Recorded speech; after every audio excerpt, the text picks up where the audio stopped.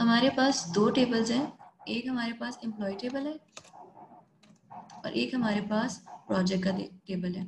इन दोनों टेबल्स का आपस में रिलेशनशिप क्या है? मैनी टू मैनी का। ठीक है, मैनी टू मैनी के अंदर हमने क्या पढ़ा था कि जब भी हम मैनी टू मैनी रिलेशन बना रहे होते हैं तो उस रिलेशन को प्रैक्टिकली RDBMS के अंदर इम्प्लीमेंट करने के लिए हमें ब्रेक करना पड़ता है इस रिलेशन को। जब हम ब्रेक करते हैं तो हमेशा एक तीसरा टेबल बनता है। ठीक है, उस तीसरे टेबल के अंदर हम फॉरेन कीज एक्सचेंज कर रहे होते हैं और रिलेशनशिप को इम्प्लीमेंट करवा रहे होते हैं। तो अब जरा टेबल क्रिएट करते हैं। एम्प्लॉय का टेबल हम ऑलरेडी प्रीवियस लेक्चर के अंदर क्रिएट कर चुके हुए हैं। प्रोजेक्ट का टेबल हम क्रिएट करते हैं। प्रोजेक्ट के लिए हम लोगों ने जो प्राइमरी की रखनी है वो प्रोजेक्ट आईडी है, इंटीजर टाइप की होगी। इसको हम ऑटो इंक्रीमेंट रख रहे हैं, इसलिए हम यहाँ पे लिखेंगे आइडेंटिटी और इसके बाद हम इसके अंदर ऑटो इंक्रीमेंट लगाते जाएंगे। ऑटो इंक्रीमेंट के बाद हमने कहा कि ये प्राइमरी की है हमारी। प्रोजेक्ट का हम लोगों ने एक टाइटल रखना है। ठीक है, इसे n/4 रखेंगे हम। इसकी लेंथ मैक्सिमम हम 150 रख रहे हैं और ये हमेशा नॉट नल होगा। मतलब कि जब भी हम किसी प्रोजेक्ट का डेटा इंसर्ट करवा रहे हैं तो प्रोजेक्ट का नाम बताना हमारे लिए कंपलसरी है। अब प्रोजेक्ट की हमने टाइप बतानी है। ठीक है, प्रोजेक्ट की टाइप हम बताएंगे, डेटा टाइप मेंशन कर देंगे यहाँ पे हम।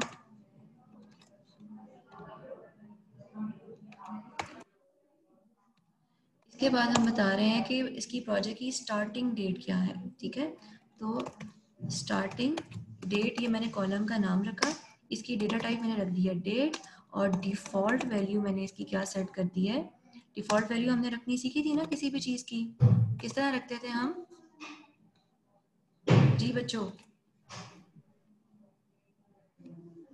गेट डेटा में सिस्टम की डेट आ जाएगी। ज़ुहेब, ये गेट डेटा नहीं है, ये get get date, sorry ma'am. हाँ, गेट डेट है। गेट डेट क्या करती है? जो मशीन यहाँ पे ये आपका सर्वर इंस्टॉल्ड है वहाँ की डेट को पिक करेगी और अगर हमने किसी भी प्रोजेक्ट की स्टार्टिंग डेट खुद से इंसर्ट नहीं करवाई तो वो कॉलम नल नहीं रहेगा। नल की बजाय वो बाय डिफ़ॉल्ट उसके अंदर जो सिस्टम की डेट है वो इंसर्ट करवा देगा।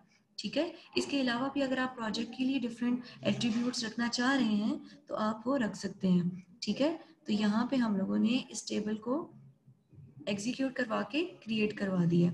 ठीक है, अब दोनों टेबल बन गए हैं, हमारे पास एम्प्लॉय टेबल भी आ गया है और अब हमारे पास प्रोजेक्ट का टेबल भी आ गया है। लेकिन इन दोनों टेबल्स में अभी तक हमारा कोई डेटा इंसर्ट नहीं है और दूसरा जो हमारा मैनी टू मैनी का रिलेशन है वो भी इम्प्लीमेंट हमने नहीं करवाया। देखो, प्रोजेक्ट का टेबल तो बन गया है लेकिन कोई डेटा इसके अंदर अवेलेबल नहीं है। अब हम लोगों ने स्टार्ट में बात की है कि जब भी हम लोग ऐसे टेबल्स बना रहे हैं जिनके दरमियान में मैनी टू मैनी का रिलेशन एग्जिस्ट करता है तो उस मैनी टू मैनी को RDBMS के अंदर, रिलेशनल डेटाबेस मैनेजमेंट सिस्टम के अंदर इम्प्लीमेंट करने के लिए हम एक थर्ड टेबल बनाते हैं। ठीक है, उस थर्ड टेबल को अब हमें क्रिएट करना पड़ेगा। Create table project underscore employee. आप नाम अपनी मर्जी से कोई भी रख सकते हैं इसके अंदर। अब इसके अंदर हमारे पास ऑप्शन ये है कि हम लोगों ने सबसे पहले तो प्राइमरी की बनानी होती है। अब ऑप्शन ये है कि या तो इस टेबल की आप एक अलग से प्राइमरी की बना लें, जैसे प्रोजेक्ट अंडरस्कोर एम्प्लॉय, ठीक है, इंटीजर, और इसको आप बोल दें प्राइमरी की। एक ऑप्शन ये है। सेकंड ऑप्शन क्या हो सकती है? सेकंड ऑप्शन ये होगी कि इस टेबल के अंदर दो चीज़ें लाजमी आनी हैं। वो दो चीज़ें क्या हैं हमारे पास?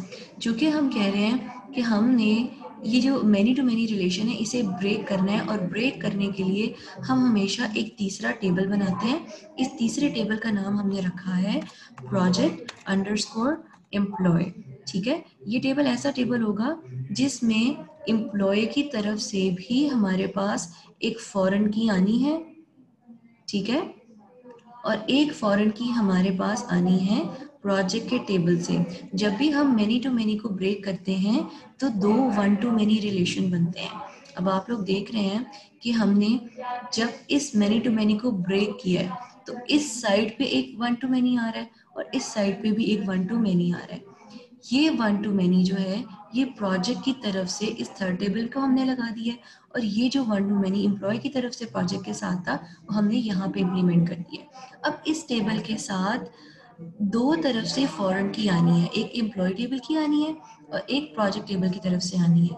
अब हम क्या करेंगे, ये जो थर्ड टेबल हमने बनाया है इसमें एक कॉलम आएगा एम्प्लॉय आईडी की तरफ से, जो डेटा टाइप हमने एम्प्लॉय टेबल में रखी थी प्राइमरी की के लिए, फॉरेन की बनाने के लिए भी एग्जैक्टली हम वही डेटा टाइप यहाँ पर डिक्लेयर करेंगे। ठीक है, तो एम्प्लॉय आईडी हमने nvar4 टाइप का रखा था और जो लेंथ हमने उसको प्रोवाइड की थी वो थी 15।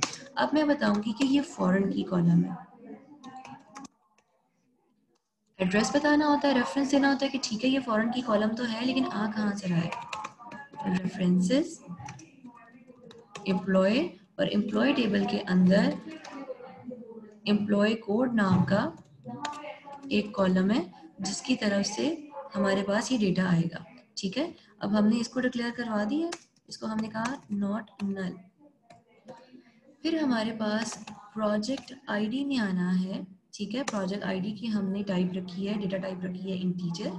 ठीक है, इसको भी हम फॉरेन की डिक्लेयर करेंगे और हम कहेंगे कि ये आ रही है प्रोजेक्ट की तरफ से, और प्रोजेक्ट टेबल के अंदर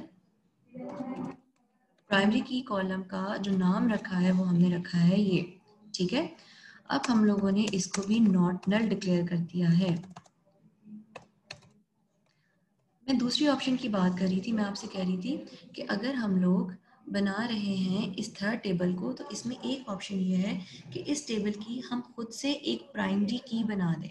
ठीक है, अगर हम इसको प्राइमरी की नहीं बनाते तो हमारे पास सेकंड ऑप्शन ये है कि हम लोग इस कॉलम की बजाय क्या काम करें, इन दोनों कॉलम्स को मिला के कॉम्पोजिट प्राइमरी की बना दें।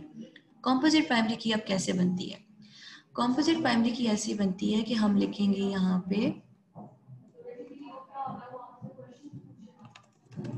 कॉन्स्ट्रेंट, कॉन्स्ट्रेंट के बाद कॉन्स्ट्रेंट का हम नाम लिखेंगे। कॉन्स्ट्रेंट हम बना रहे हैं कॉम्पोजिट प्राइमरी की के लिए, इस कॉन्स्ट्रेंट के थ्रू हम क्या बनाना चाह रहे हैं, प्राइमरी की बनाना चाह रहे हैं। किन कॉलम्स को प्राइमरी की बनाना चाह रहे हैं, इस टेबल के अंदर एम्प्लॉय अंडरस्कोर आईडी एक कॉलम है, दूसरा कॉलम है pro underscore ID, project ID, इन दोनों को मिला के हम कॉम्पोजिट प्राइमरी की बनाना चाह रहे हैं। तो हमने क्या काम किया, हमने यहाँ पे लिखा कॉन्स्ट्रेंट। कॉन्स्ट्रेंट क्या होता है, हम कोई रूल इम्पोज कर रहे हैं। ठीक है, क्या रूल इम्पोज कर रहे हैं ये हम बाद में बताएंगे, पहले उस रूल को हमने कोई नाम देना है। नाम हमने दिया है, आप नाम कुछ भी लिख सकते हैं, मैंने यहाँ पे कॉम्पोजिट प्राइमरी की शॉर्ट फॉर्म लिख दी है। ठीक है, एब्रीविएशन यहाँ पे लिख दी है, अगर आप चाहें तो इसका नाम अपनी मर्जी से कुछ भी रख सकते हैं। कॉम्पोजिट प्राइमरी की के बाद मैंने लिखा है कि अब ये जो कॉन्स्ट्रेंट मैं लगा रही हूँ सीपी के, ये है क्या, ये प्राइमरी की का कॉन्स्ट्रेंट है।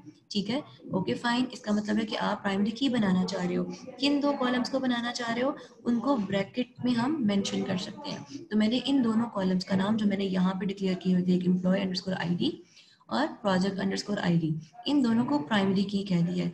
ये दोनों कॉलम्स फॉरेन की कॉलम्स हैं। ठीक है, और इनको मैंने कॉम्पोजिट प्राइमरी की भी डिक्लेयर कर दिया है। ठीक है, बात समझ में आ रही है। अगर आप इनको प्राइमरी की नहीं बनाना चाह रहे, अगर आप इनको प्राइमरी की नहीं बनाना चाह रहे बल्कि आप इस टेबल की अपनी एक प्राइमरी की डिक्लेयर करना चाह रहे हैं तो आप वो भी कर सकते हैं। ठीक है, लेकिन हमने एक चीज इंश्योर करनी है, वो इंश्योर हमने क्या करना है कि अगर एम्प्लॉय नंबर 1 को, देखो ये जब टेबल बन रहा है ना, अभी टेबल बनेगा, इस टेबल के अंदर हमारे पास 3 कॉलम्स आ रहे हैं। एक कॉलम है हमारे पास जो प्राइमरी की कॉलम है प्रोजेक्ट अंडरस्कोर एम्प्लॉय, एक हमारे पास कॉलम है जो हमने प्राइमरी की कॉलम रखा है प्रोजेक्ट अंडरस्कोर एम्प्लॉय, ये प्राइमरी की कॉलम है।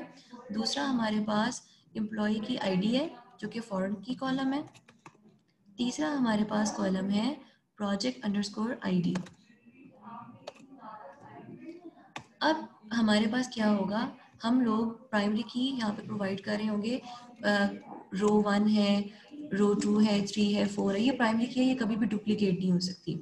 लेकिन हमने एक और चीज़ का ख्याल रखना है कि एम्प्लॉय नंबर 1 को हमने असाइन किया है प्रोजेक्ट नंबर 1।